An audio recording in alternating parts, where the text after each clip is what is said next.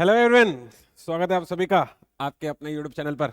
मैं हूं राकेश तलरेजा, आपका अपना एप्टीट्यूड मेंटर। आप बच्चों के लिए एसआई मेंस की धुआंधार सीरीज लेकर मैं निकल पड़ा हूं।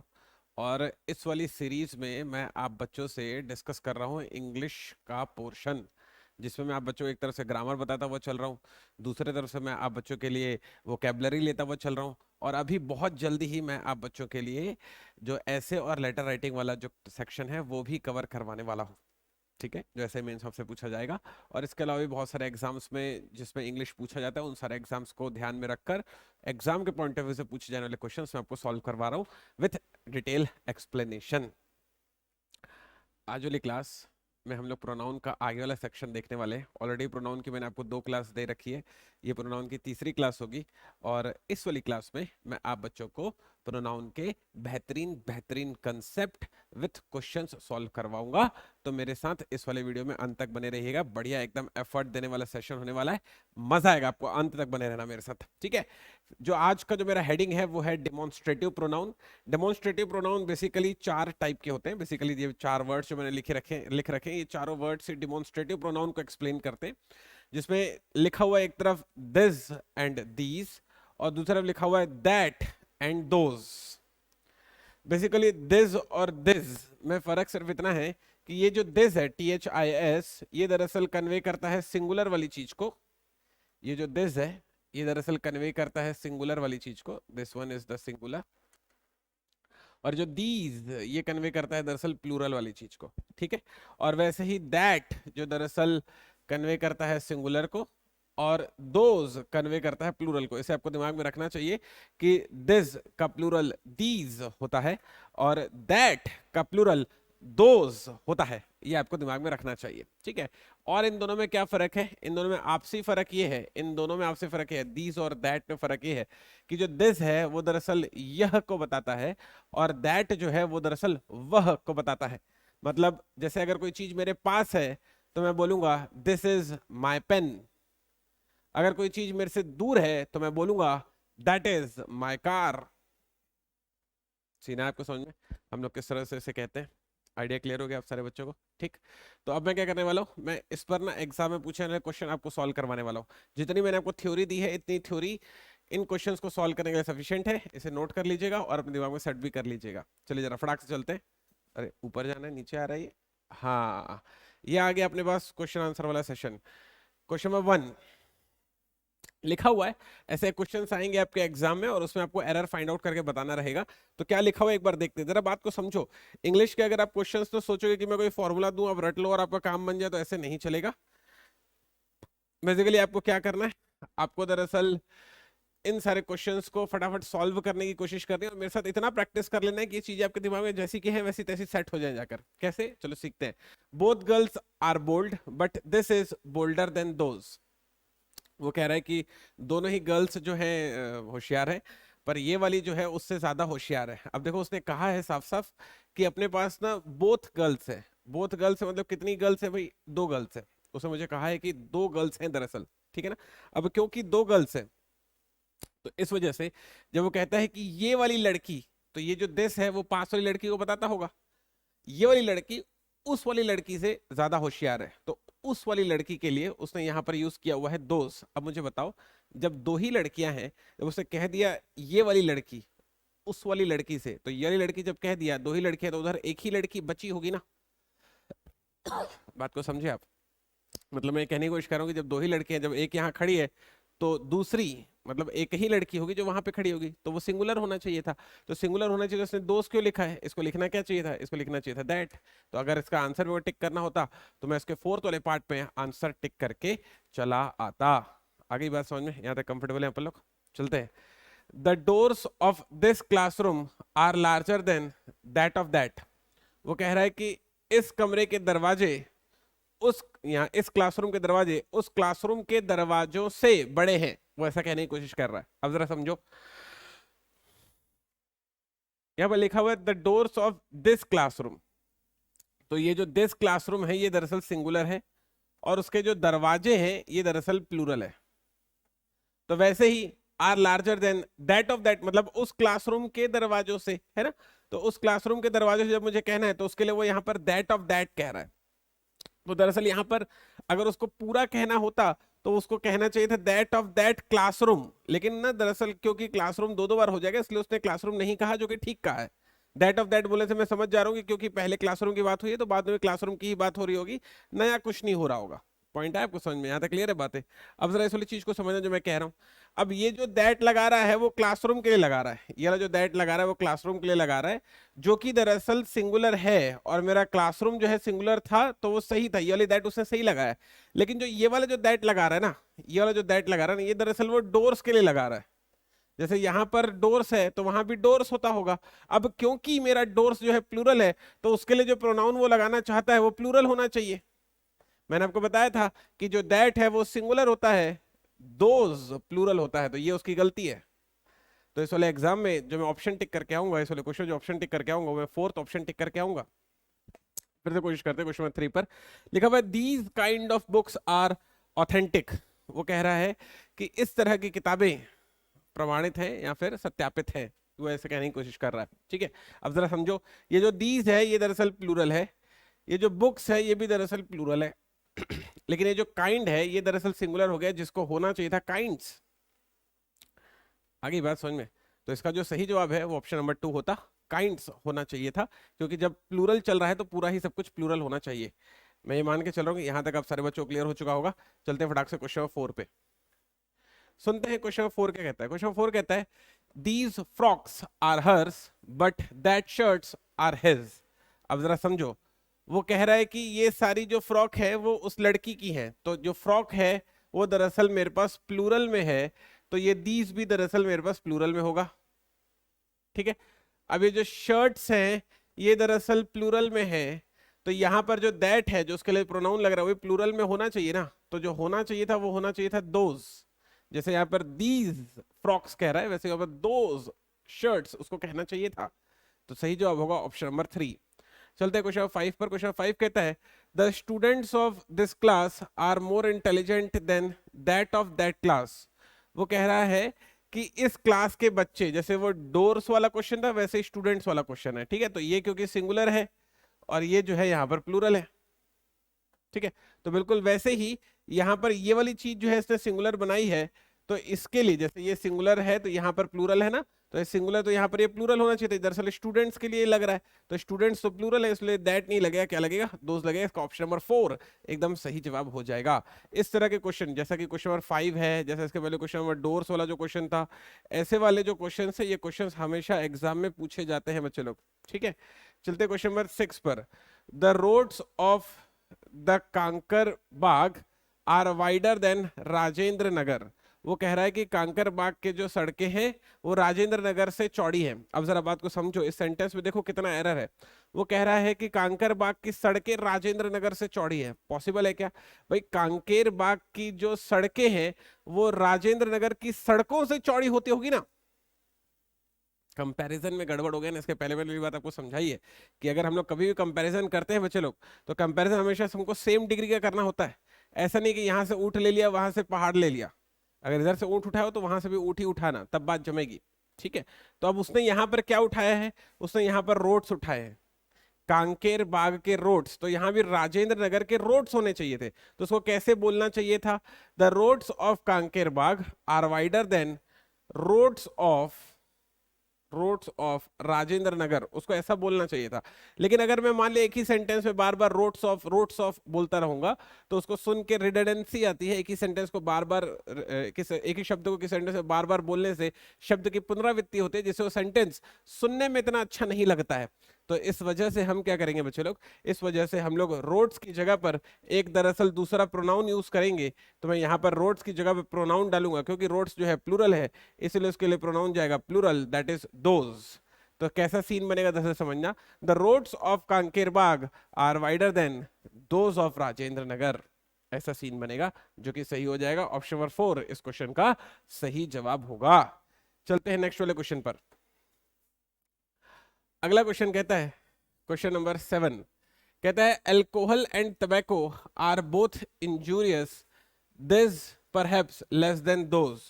वो कह रहा है कि अल्कोहल और तंबाकू जो है दोनों ही सेहत के लिए हानिकारक है, लेकिन ये वाला उससे थोड़ा कम हानिकारक है। ऐसा कहते हैं ना कि जो स्मोक है वो सेहत के लिए ज्यादा हानिकारक है अल्कोहल के मुकाबले, ऐसा कहते हैं ना अपन लोग। सीन है आपको समझ में? तो दरअसल पॉइंट को समझना, alcohol and tobacco are both injurious, ठीक है, दोनों ही की दोनों जो है ना खराब है, but this perhaps less than those. अब जरा समझो, अल्कोहल और तंबाकू दो चीज हुई, जिसमें से एक को ये कह रहा है कि ये वाला उससे ज्यादा खराब है, पॉइंट है, या उससे कम खराब है। तो ये वाला जब एक हो गया, टोटल दो ही चीज, तो उधर भी तो एक ही चीज बची होगी ना, तो वहां पर वो दो प्लूरल क्यों कर रहा है? उसको करना चाहिए था दैट, जिससे ये होगा सिंगुलर और बात आएगी समझ में मेरे को। तो इस वजह से इसका जो ऑप्शन होगा वो होगा फोर्थ, समझ गए?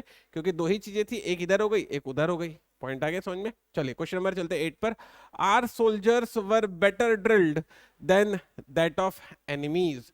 वो कह रहा है कि हमारे जो सोल्जर्स हैं वो दरअसल उनके सिपाहियों के मुकाबले ज्यादा हावी पड़े, ऐसा कहने का उसका सेंस है। अब जरा समझना, हमारे सिपाही उनके सिपाहियों के मुकाबले, तो जरा समझो, our soldiers were better drilled than that of enemies. अब जरा समझो, दुश्मनों के सिपाही, हमारे सिपाही दुश्मनों के सिपाहियों के मुकाबले ज्यादा हावी पड़े या ज्यादा हावी रहे, ठीक है? तो जरा समझो, यहां पर पॉइंट ये है यहां पर कि ना सोल्जर्स की बात चल रही है। सोल्जर्स क्या है बच्चे लोग? सोल्जर्स है प्लूरल।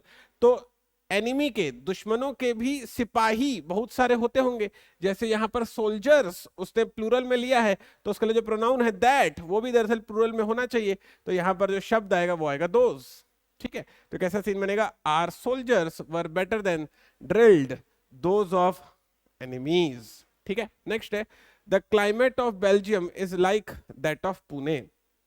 वो कह रहा है कि जो बेल्जियम का जो वातावरण है, जो वायुमंडल है, वो पटना के, सॉरी, पुणे के वायुमंडल की तरह है। अब जरा समझो, यहाँ पे कह रहा है बेल्जियम का क्लाइमेट, तो यहाँ पर भी उसने लगाया है पुणे का क्लाइमेट, लेकिन क्लाइमेट की जगह उसने प्रोनाउन डाल दिया, जो कि एकदम उसने सही किया है, क्योंकि एक ही शब्द की नहीं तो बार बार पुनरावृत्ति हो जाती। इस वजह से यहाँ पर दैट जो एकदम सही है, और उसमें मैं टिक करके आऊंगा ऑप्शन नंबर 5, नो एरर। जरा बात को समझो, एग्जाम में ना बच्चे लोग ऐसे क्वेश्चंस भी आते हैं जिसमें ना कोई एरर नहीं होता, तो ऐसा नहीं कि उसने स्पॉट एरर बोला तो जबरदस्ती एरर ढूंढ के ही ला रहे हैं, जरूरी नहीं है। कभी कभी नो एरर भी आता है, वो भी आप टिक कर सकते हैं, ठीक है? चलिए आगे बढ़ते हैं, चलते हैं नेक्स्ट वाले क्वेश्चन की तरफ। क्वेश्चन नंबर 10 देखते हैं क्या कहता है। क्वेश्चन नंबर 10 है हमारे लिए बच्चे लोग, cows and horses are both useful animals, these carry us from one place to another and that give us milk. वो कह रहा है कि गैया और घोड़े दोनों ही हमारे लिए बहुत उपयोगी हैं, एक हमको एक स्थान से दूसरे स्थान पर ले जाते हैं और दूसरे हमें दूध देते हैं। आ गई बात समझ में? अब जरा समझो, ये गैया है प्लूरल, ये घोड़े हैं प्लूरल, तो इनके लिए जो भी प्रोनाउन डलेगा वो क्या होना चाहिए? प्लूरल। अब जरा समझो, ये जो दीज है ये दरअसल प्लूरल है, ओके? तो फिर ये जो दैट होगा ये भी दरअसल क्या होना चाहिए? प्लूरल। ये दीज इन घोड़ों के लिए है और ये दोज इन गैया के लिए है, तो जवाब होगा दोज गिव अस मिल्क। तो इसका जो ऑप्शन टिक करके आऊंगा वो टिक करके आऊंगा 4, फोर्थ नंबर का ऑप्शन इस क्वेश्चन का सही जवाब बनेगा। यहां तक आइडिया मिला सारे बच्चों को? कंफर्टेबल है? चलिए चलते हैं नेक्स्ट वाले क्वेश्चन की तरफ। क्वेश्चन नंबर देखते हैं 6, सॉरी, नेक्स्ट टाइप देखते हैं प्रोनाउन का। अगला टाइप है मेरा दैट इज इनडेफिनेट प्रोनाउन। एक टाइप का प्रोनाउन बच्चों लोग हमने ना बहुत इत्मीनान से बहुत अच्छे से कंप्लीट कर लिया। अब हम लोग अगले टाइप के प्रोनाउन पर चर्चा करने वाले हैं। ये प्रोनाउन भी आपके एग्जाम में बढ़िया बढ़िया क्वेश्चन लेकर आता है, कंसेप्ट दूंगा और उसके क्वेश्चन भी सॉल्व करवाऊंगा। ये इस वाले सेशन की सबसे खास बात है। सुनते हैं क्वेश्चन, पहले कंसेप्ट सुनते हैं। जो इनडेफिनेट प्रोनाउन है वो दरअसल 12 प्रकार के होते हैं। जो ब्लैक कलर में लिखा हुआ है वो इनडेफिनेट प्रोनाउन है। Everybody, somebody, anybody, nobody. वैसे ही everyone, someone, no one, anyone. ये 8 हो गए। अब नीचे के हैं 4, एवरीथिंग, समथिंग, एनीथिंग, नथिंग। ऊपर के 8, नीचे के 4। आगे बात समझ में? यहाँ तक कंफर्टेबल है अपन लोग? ठीक है, आइडिया मिला। और दूसरी बात क्या है, जो इसमें कंसेप्ट है वो ज्यादा इंपॉर्टेंट है। कंसेप्ट ये है कि ऊपर के जो 8 लिखे हुए हैं, क्योंकि देखो ये एवरीबडी, समबडी या एवरीवन, नो वन, ये दरअसल ना सजीवों के लिए लिखा जाता है हमेशा, ठीक है? चाहे वो फीमेल हो चाहे वो मेल हो, उससे फर्क नहीं पड़ता, लेकिन सजीव होने चाहिए, ये शर्त है।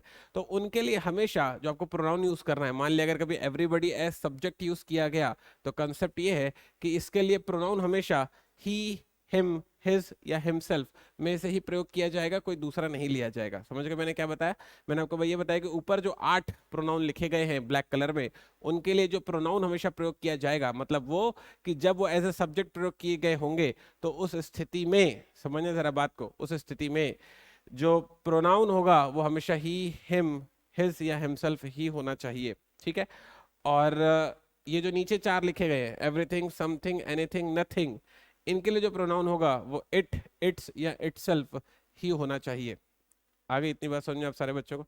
यहाँ तक कंफर्टेबल है? ठीक है, चलिए आगे बढ़ते हैं। अब इस वाले कंसेप्ट को प्रयोग करके देखते हैं हम लोग। अब देखो कैसे क्वेश्चन आएंगे पेपर में। ये दरअसल एग्जाम्पल्स है, जब आप एग्जाम्पल समझ जाएंगे तो जो आइडियल क्वेश्चन है, जैसा एग्जाम में एग्जैक्टली पूछा जाता है, मतलब ऑप्शंस के साथ, वो मैं आपको सॉल्व करवाऊंगा। अभी मैं आपको एग्जाम्पल्स में वो चीजों को अप्लाई करना एक बार सिखा देता हूँ। ठीक है, तो हर एक टाइप के मैंने एग्जाम्पल आप बच्चों के लिए लिए हुए, फटाफट फटाफट उन एग्जाम्पल्स को देखते हुए चले जाते हैं। लिखता है everybody should love his, their, one's, its country. अब मैंने क्या बताया था?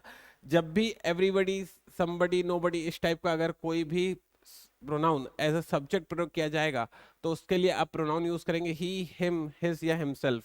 तो यहाँ पर हिज इसका सही जवाब होगा, देयर, वंस, इट्स नहीं होगा। आगे बात समझ में कैसे प्रयोग करना है। नेक्स्ट है everything has his, their, one's, its own limitation. अब जरा समझो, एवरीथिंग है ना, तो इसके लिए हम लोग इट्स यूज करेंगे, ये अभी अभी ऊपर वाली स्लाइड में मैंने आपको बताया था। ठीक है। नेक्स्ट है एवरीवन लाइक या फिर लाइक्स टू हैव हिज वे।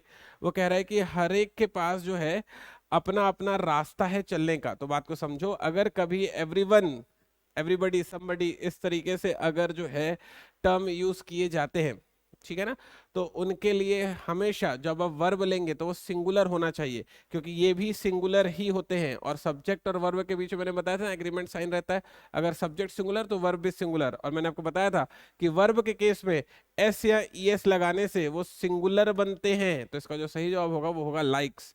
दिमाग में डालो, एवरीवन, समवन, नोवन, अगर कुछ लिखा हुआ है, एवरीबडी, समबडी, नोबडी, ऐसा कुछ लिखा हुआ है, तो वो हमेशा सिंगुलर काउंट होंगे और उनके लिए वर्ब भी हमेशा सिंगुलर लगाया जाएगा। ठीक है, चलिए चलते हैं नेक्स्ट वाले क्वेश्चन में।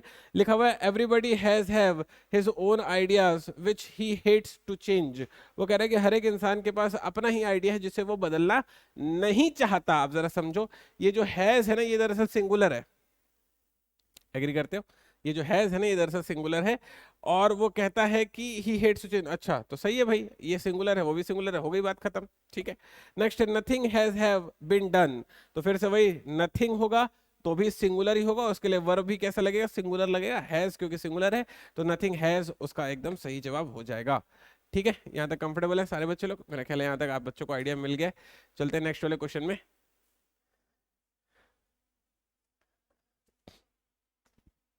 कहता है everybody can not be intelligent, can he या दे। अब देखो, ये वाली जो बात है मैंने जो आपको सिखाई वो एकदम सही सिखाई है।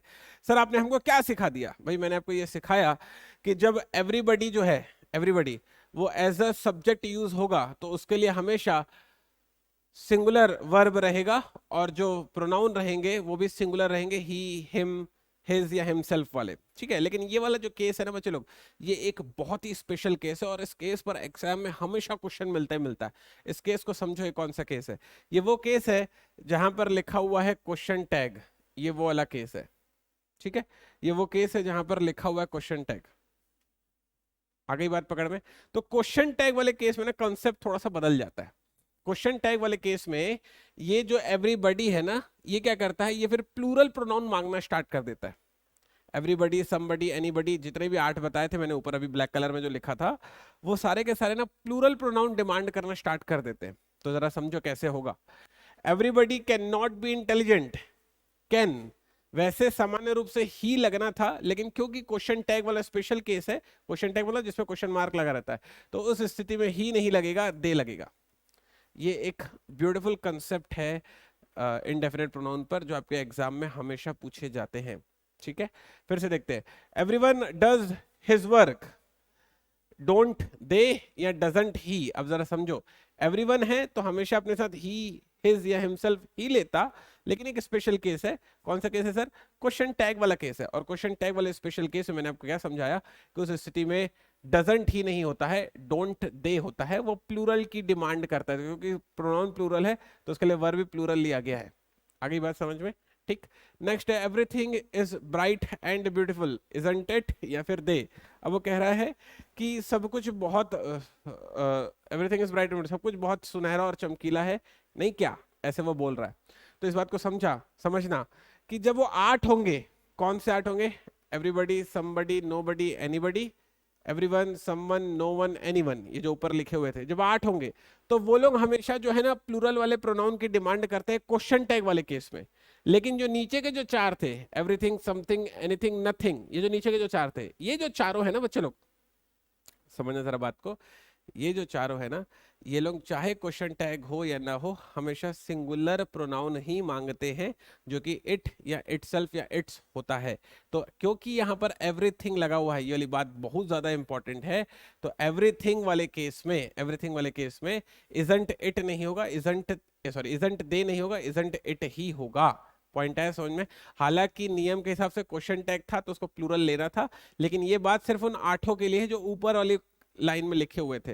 नीचे के जो 4 हैं, जो कि एवरीथिंग, समथिंग, एनीथिंग और नथिंग है, इनके लिए हमेशा सिंगुलर टर्म ही यूज करेंगे, जो कि इट, इट्स या इटसेल्फ ही होगा, चाहे क्वेश्चन टैग हो या ना हो। मेरा ख्याल है इस वाली बात को आप बढ़िया तरीके से समझे होगे। चलते हैं आगे। One should love one's his one's their country. ठीक है, तो वो कह रहा है कि हर एक इंसान को अपने कंट्री से प्यार करना चाहिए, वो ऐसा कह रहा है। ठीक है भाई, अच्छी बात है, करना चाहिए, करेंगे हम लोग दिल लगा के। पॉइंट को दरअसल समझो मैं कह रहा हूँ। पॉइंट दरअसल ये है कि क्योंकि जो सब्जेक्ट है ना, क्योंकि जो सब्जेक्ट है ना, क्योंकि जो सब्जेक्ट है ना वो दरअसल वन लिखा हुआ है, क्योंकि जो सब्जेक्ट है ना वो वन लिखा हुआ है, तो जरा समझना जो मैं कहने की कोशिश कर रहा हूँ। जब सब्जेक्ट वन यूज होता है, दरअसल यहाँ पे समझो वन का यहाँ पर जो अर्थ है ना, बहुत इंपॉर्टेंट कंसेप्ट दे रहा हूँ इस वाली क्लास का। वन का जो यहाँ पर अर्थ है ना, वो दरअसल एक, एक के अर्थ में नहीं है। यहाँ पर वन का अर्थ कैसा है, उस अर्थ को समझने की कोशिश करो आप। वन का जो अर्थ है ना बच्चे लोग, वो दरअसल कुछ ऐसा है, जैसे मान लिया कि मैं एक सामान्य रूप से बात कहता हूँ कि यार सिगरेट मत पिया करो, तो अगर मैंने किसी को कहा कि स्मोक मत किया करो, तो वो ना बुरा मान जाएगा कि सर अब मेरे को कैसे बोल दिए, देखो कभी मेरे को स्मोक करते हुए, कैसे बोल दिए सर आप, ऐसे। तो मतलब मैंने ये कहा कि ऐसी कोई बात जो किसी स्पेसिफिक को बोलने से उसे बुरी लग सकती है, तो सामान्य रूप से क्या कहा जाता है, उस बात को जनरल वे में कहा जाता है।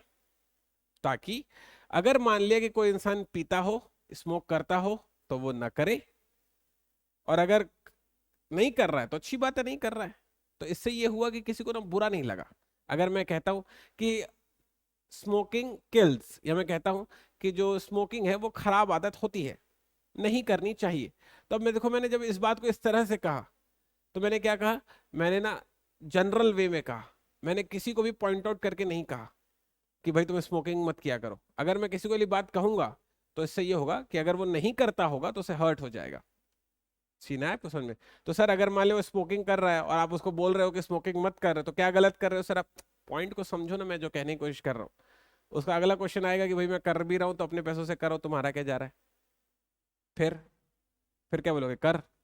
अब क्या करेगा? कर ही ले, ले ले अपने पूरे फेफड़े निकाल ले बाहर, ऐसा खींच, ये बोलोगे उसको? भाई बात को समझो ना, तुम उसके गले क्यों पड़ रहे हो? उसको ऐसी सलाह दो जिस पर उसे लगना चाहिए कि अगर वो करता है तो उसका फायदा है, नहीं करता है तो उसका मन है। सीना है आपको समझ में? ओके। तो जब ऐसी सलाह देनी होती है जिससे सामने वाला अगर करे तो उसका फायदा हो जाए, लेकिन तुम उसे जबरदस्ती मत करो, है ना? और इस बात का भी ध्यान रखो कि तुम इतने भी ज्ञानबाजी ना कर लो कि तुम्हारे कहने से उसको बुरा लग जाए। समझ गए? तो इस वजह से ना एक जनरल अर्थों में अपनी बात कहनी पड़ती है।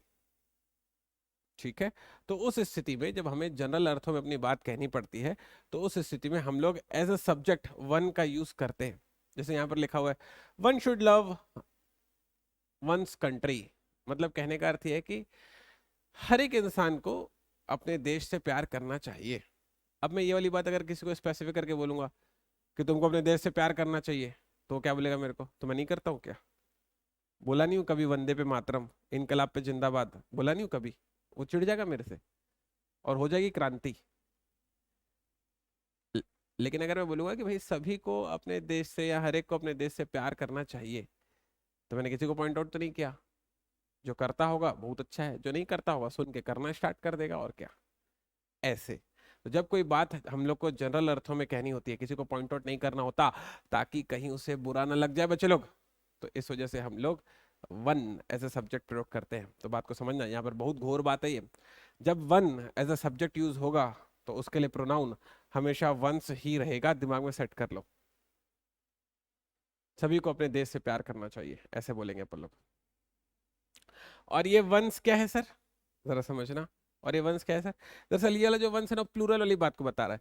ये अधिकार मैंने बताया था ना, अपोस्ट्रोफी एस से अपन का के की वाली बात को बताते हैं। तो ये जो है ना अधिकार को बता रहा है, ये अधिकार को बता रहा है। और ये जो है ना दरअसल प्लूरल वाला वन, प्लूरल वाले वन को बता रहा है। इसको मैं यूज करना आगे सिखाऊंगा कि कैसे यूज होता है, अभी जरूरत इसकी है। ठीक है, चलो और देखते हैं थोड़ा। One should help oneself, himself, their self, one selves. तो मैंने क्या बताया कि जब भी one as a subject use होगा तो उसके लिए हम लोग को वन ही प्रोनाउन का प्रयोग करना है। तो ये दोनों तो नहीं होंगे, आगे बात समझ में। अब या तो वन सेल्फ होगा या तो वन सेल्स होगा। अब क्योंकि वन जो है सिंगुलर है, सिंगुलर है, तो इसके लिए प्लूरल वाला टर्म नहीं लगेगा ना बच्चे लोग। आगे वन सेल्फ इसका सही जवाब होने वाला है। ठीक है, नेक्स्ट है, this is a new table that is a old one. वो कह रहा है कि ये वाली जो टेबल है ना वो नई है लेकिन वो वाली पुरानी है। अब जरा बात को समझो, अपन वन का जो प्रयोग है ना इस तरह के अर्थों में भी करते हैं। जब मैं कहता हूं कि ये वाली टेबल नहीं है लेकिन वो वाली पुरानी है, तो मैं वो वाली टेबल कहना चाहता हूं, जिसको हम लोग दैट वन बोलकर शॉर्ट में निपटा देते हैं, जो कि अच्छी चीज है, करना चाहिए, शॉर्ट में अपनी बात कहनी चाहिए, है ना।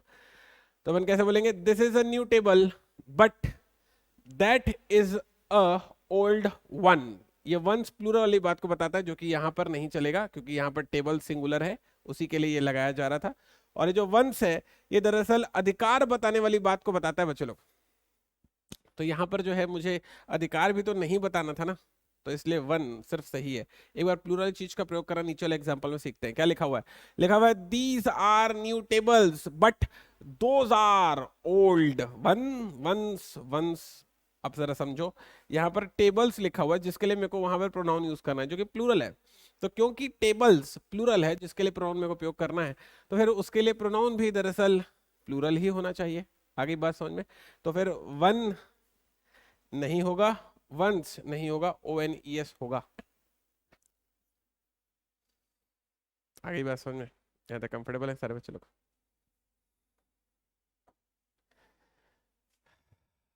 अगला वाला क्वेश्चन है। अच्छा, ये दरअसल फिल इन द ब्लैंक्स लिखा हुआ है और हम लोगों को क्या करना है, सोले फिल इन द ब्लैंक्स को भी भरने की कोशिश करनी है।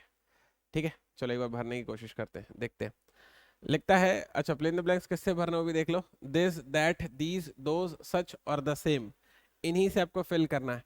और मैं ये सारे जो है फटाफट आपको फिल करना सिखाऊंगा, थोड़ा सा फोकस स्क्रीन पे बना के रखना। लिखा है dash is a gift from my uncle.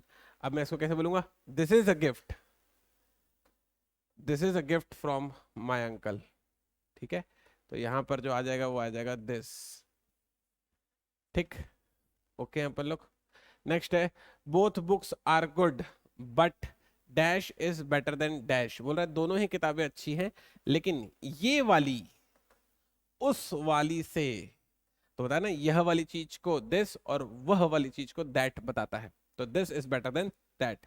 Next है, the windows of this classroom are larger than dash of the office. बोल रहा है कि इस ऑफिस की खिड़कियां उस ऑफिस की खिड़कियों से बड़ी है। तो खिड़कियां प्लूरल है, तो इसलिए दैट का प्लूरल यहां पर चढ़ना चाहिए था दोज। समझे बात को? नेक्स्ट है, he is a fool and as dash must be pitied. वो कह रहा है कि वो एक नालायक है और उसे उसी तरह से डांट पड़नी चाहिए, फटकार पड़नी चाहिए। ठीक है, he is a fool and as such must be pitied. ठीक, तो सच इस तरह से यूज होता है। नेक्स्ट है, give dash book to dash classmate. ठीक है, तो ऐसा बोलेंगे, give this book to to this classmate, that classmate, give this book to your classmate. हालांकि आना चाहिए था, यूअर आना चाहिए था, टू सच क्लासमेट तो नहीं बैठेगा, तो यहाँ पर ना यूअर बैठेगा, जो कि सही है। हालांकि वो ऑप्शंस में नहीं है, यहाँ पे लिखना होगा, टाइपिंग एरर हो गया कुछ, तो होना चाहिए था give this book to your classmate, ऐसा सेंस इसका बनेगा। थोड़ा सा उसमें टाइपिंग एरर, उसको माइंड मत करना। चलते हैं नेक्स्ट वाले क्वेश्चन पे। अगला क्वेश्चन कहता है, there is no period in ancient Indian history so glorious as dash of Guptas. अब जरा बात को समझना, वो कह रहा है कि ना इंडियन हिस्ट्री में जो पीरियड था, ठीक है, वो इतना ग्लोरियस कभी नहीं रहा जितना कि गुप्ताओं का काल रहा। तो गुप्ताओं का काल रहा, तो मेरे को कहना चाहिए था पीरियड ऑफ गुप्तास, लेकिन बार बार पीरियड पीरियड वर्ड आ जाएगा, इसलिए मैं कहूंगा दैट ऑफ गुप्तास। समझ गए? पीरियड जो है वो कार्यकाल के लिए हो रहा है, जो कि सिंगुलर है। आगे बात पकड़ में, यार ओके पलक। नेक्स्ट वाला कहता है, dash kind of pen is not costly. वो कह रहे हैं कि इस तरह की जो पेन है वो महंगी नहीं है। तो मेरे को यहाँ पर जो है फिट करना था इनमें से कोई, तो यहाँ पर फिट हो रहा है सच सच काइंड ऑफ पेन, इस तरह की पेन, ऐसा वो कहने की कोशिश कर रहा है। ठीक है, नेक्स्ट वाला क्वेश्चन कहता है, this scooter is better than dash. वो कह रहा है ये वाली जो स्कूटर है उस वाली स्कूटर से अच्छी है, तो this scooter is better than that, ऐसे अपन इसे लिखते हैं। नेक्स्ट है, dash books are mine, dash books are yours. वो कह रहा है कि ये वाली किताबें मेरी हैं, वो वाली किताबें तुम्हारी हैं। तो अब देखो बुक्स जो है ना यहाँ पर प्लूरल में है, तो इसी वजह से यहाँ पर आएगा दीज। ठीक है, these books are mine and those books are yours, ऐसे कहा जाएगा। ठीक है, आइडिया मिल गया बच्चों को। चलते हैं नेक्स्ट वाले क्वेश्चन की तरफ। Question number 10। क्वेश्चन नंबर 10 कहता है, he is dash boy that I saw 2 hours अगो। ये वही लड़का है जिसे मैंने 2 घंटे पहले देखा था। तो मैं कैसे बोलूंगा, he is the same boy, he is the same boy that I saw 2 hours ago.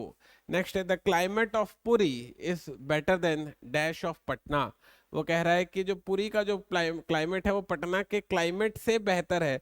तो जैसे यहाँ पर लिखा है क्लाइमेट ऑफ पुरी, तो यहाँ पर होना चाहिए था क्लाइमेट ऑफ पटना, लेकिन क्लाइमेट क्लाइमेट 2 बार हो जाएगा, तो उसकी जगह पर एक प्रोनाउन डालना पड़ेगा, जो कि क्या बनेगा, दैट। नेक्स्ट है, the people of Bihar are more laborious than dash of Mumbai. अब समझो जरा इस वाली बात को, उसने कहा है द पीपल ऑफ बिहार, तो बिहार के लोग, वैसे ही होना चाहिए था मुंबई के लोग, यहाँ पर लोग आना चाहिए, पीपल आना चाहिए, लेकिन पॉइंट को समझो, पीपल पीपल 2 बार हो जाएगा, इसलिए मेरे को प्रोनाउन डालना पड़ेगा, प्रोनाउन होगा यहाँ पर दोज। पॉइंट समझे आप? नेक्स्ट है, the price of this book is as much as dash of that book. वो कह रहे हैं कि इस किताब का जो दाम है वो उस किताब के दाम के जितना है। अब जरा समझो, ये किताब, ये किताब, दिस बुक का उसने दैट बुक कर दिया, तो यहां पर जैसे ऑफ प्राइस है, तो यहां भी दरअसल ऑफ प्राइस आना चाहिए था, लेकिन प्राइस लिखूंगा तो 2 बार एक ही लाइन में शब्द की रिपीटेंसी हो जाएगी। हालांकि यहाँ पे तो बुक भी नहीं लिखना था, खैर उसने लिख दिया तो चल जाएगा। तो यहाँ पर मैं लिखूंगा दैट, क्योंकि प्राइस जो है वो सिंगुलर होता है, इसलिए वहां पर सिंगुलर प्रोनाउन चढ़ेगा, जो कि होगा दैट। पॉइंट है आपको समझ में कैसे डील करना था? आइडिया मिला बच्चों को? चलिए आगे बढ़ते हैं।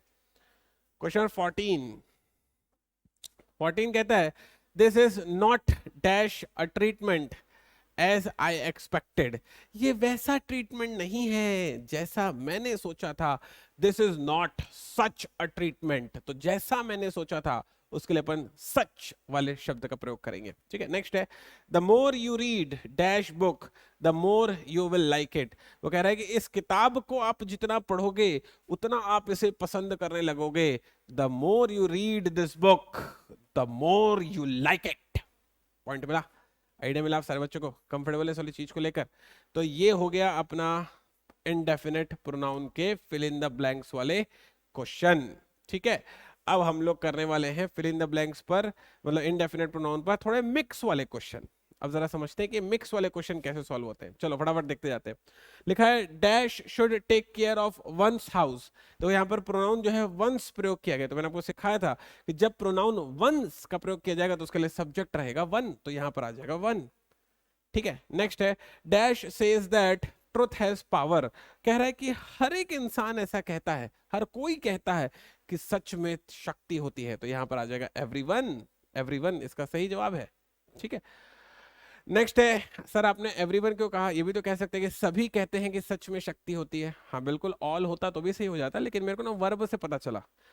ऑल के साथ अपन प्लूरल वर्ब लेते हैं, एवरीवन के साथ में वो सिंगुलर वर्ब लेते हैं, और ये जो सेज है ना वो दरअसल सिंगुलर है, इसलिए वहां पे सब्जेक्ट जो है ना मेरे को वो लेना था जो सिंगुलर वर्ब को स्वीकार कर सके, और वो कोई और नहीं, वो एवरीवन ही है। नेक्स्ट है डैश आर बॉर्न पोएट्स। वो कह रहे हैं कि कुछ लोग जन्म से ही कवि होते हैं, कुछ लोग यहाँ आकर गम खा के कवि हो जाते हैं, कुछ लोग जन्म से कवि हो जाते हैं। तो सम आर बॉर्न पोएट। ठीक है, नेक्स्ट है dash is better than nothing. वो कह रहा है कि कुछ तो नहीं से बेहतर है, तो यहां पर बनेगा something is better than nothing. Next है give dash book to dash classmate.